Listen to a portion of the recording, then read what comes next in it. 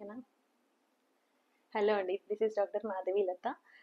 Last వీడియోలో contraceptive methods గురించి చెప్పాను కదా, దాని కంటిన్యూషన్గా ఇప్పుడు మెయిల్ కాంట్రసెప్షన్ గురించి ఎస్పెషల్లీ చెప్దామని అనుకుంటున్నాను. వాసెక్టమీ ప్రొసీజర్ గురించి. వాసెక్టమీ అనేది చాలామంది అసలు ఇంట్రెస్ట్ చూపించట్లేదు. మాకేమైంది అంటే లాస్ట్ వీక్ ఒక పేషెంట్కి డెలివరీ చేశాము. తనకి ఏంటంటే కార్డియాక్ డిసీజ్ కాంప్లికేటింగ్ ప్రెగ్నెన్సీ ఉంది.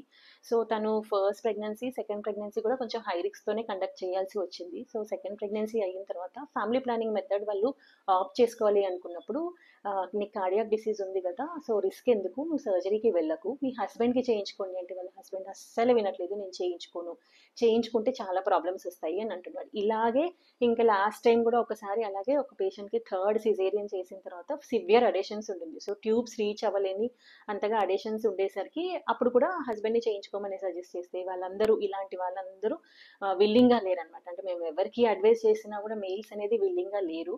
సో వాళ్ళ డౌట్స్ ఏంటి అని కనుక్కుంటే, వాసెక్టమీ చేసిన తర్వాత సెమెన్ క్వాంటిటీ తగ్గిపోతుంది, క్వాలిటీ తగ్గిపోతుంది, అంటే సెక్షువల్ డిజైర్, ఆర్గాజం అనేది తగ్గిపోతుంది. సో ఇవన్నీ ఉంటాయి కాబట్టి మెయిల్స్ అనేవి సర్జరీ చేయించుకోకూడదు, ఫ్యామిలీ ప్లానింగ్ ప్రొసీజర్ వాసెక్టమీ అస్సలు వెళ్ళకూడదు అని మేము ఎంత చెప్పినా కూడా వినట్లేదు. సో ఇది అంతా ఒక మిత్తే, అంటే విలేజెస్లో చాలా మంది ఇలాగే అనుకుంటున్నారు. But this is scientifically it's completely myth అనే అనుకోవచ్చు. అలా ఏమీ ఉండదు. మనం ఏంటంటే టెస్టిస్ నుంచి, ఎపిడైడమిస్ నుంచి వచ్చే వాస్ డిఫరెన్స్, దానిలోంచి టెస్టికల్స్ ప్రొడ్యూస్ చేసే స్పర్మ్ అనేది యురేత్రాలోకి వచ్చి అక్కడ నుంచి సెమెన్లోంచి స్పర్మ్ అనేది రిలీజ్ అవుతుంది. సో ఇద్దరు మీట్ అయినప్పుడు అది సెమెన్ వెజైనాలోకి వెళ్ళి తర్వాత అదంతా ట్రాక్ పాస్ చేసి ఫర్టిలైజ్ అవుతుంది. సో ఈ ప్రొసీజర్లో ఏంటి అంటే ఆ వాస్ డిఫరెన్స్ అనే ట్యూబ్ని మనం బ్లాక్ చేస్తాం. సో స్పర్మ్ అనేది రాదు, బట్ సెమెన్ అనేది ప్రొడ్యూస్ అవుతుంది.